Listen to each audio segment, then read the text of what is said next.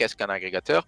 Un agrégateur, c'est un logiciel, on va dire, ou c'est une technologie blockchain qui permet d'aller swapper ces crypto-monnaies au meilleur taux. C'est-à-dire que tu vas avoir 30% qui va passer sur Binance, enfin, c'est une connerie, 30% Ouais. qui va passer sur Uniswap, 40% qui va passer sur QuickSwap, j'en sais rien, et 10% qui va passer sur Curve. Comme ça, tu te prends le moins de slippage possible et tu as le OK. meilleur taux. Tu achètes la crypto au plus bas et tu la vends au plus haut.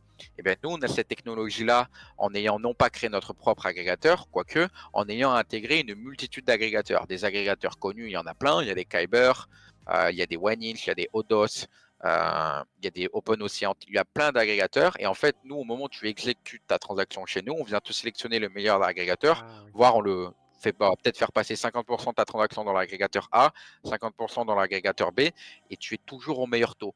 Ouais, Pour te c'est donner un ordre d'idée, lorsque tu vas swapper sur Uniswap, tu vas avoir des fees de front qui vont être supérieurs aux fees que nous-mêmes l'on applique. Parce qu'en OK. passant par les API aujourd'hui et en travaillant avec les fondations, tu as souvent pas de frais de transaction ou très peu.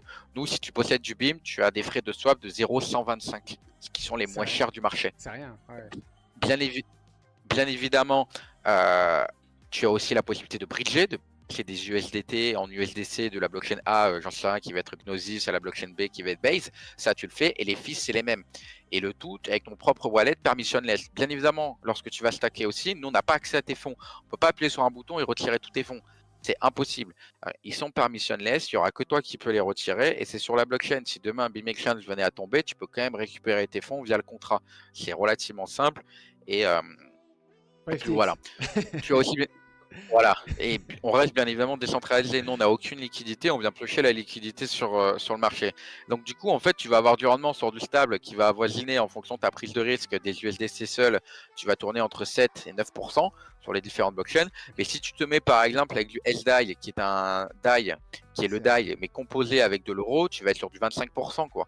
ouais. Donc ça, c'est pour la partie stable. Et après, bien évidemment, tu vas avoir des rendements astronomiques en fonction des conditions de marché, des fils de trading et tout ce qui s'ensuit. OK. Alors tout va pas arriver au début, ça va arriver étape par étape sur les semaines une par une. Mais pour te donner un ordre d'idée, sur des tokens corrélés, donc c'est-à-dire c'est des tokens, c'est les deux mêmes tokens, mais Ouais. t'en as un qui est composé, l'autre qui est pas forcément composé.